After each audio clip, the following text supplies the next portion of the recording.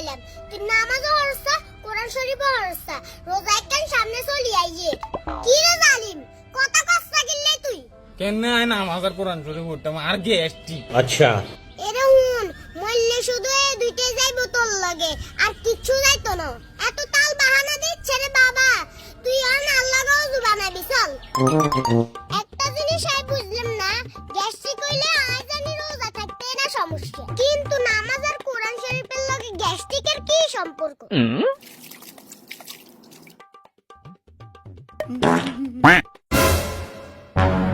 এবার দেখছেন না কি সম্পর্ক দুরু জালিম যা আবার ওযু করি আয় নাডা আন্ডি আন্ডি তুই না হাবি যাবি খাইছ অন হেডের মধ্যে গ্যাসের দোয়ান দিছ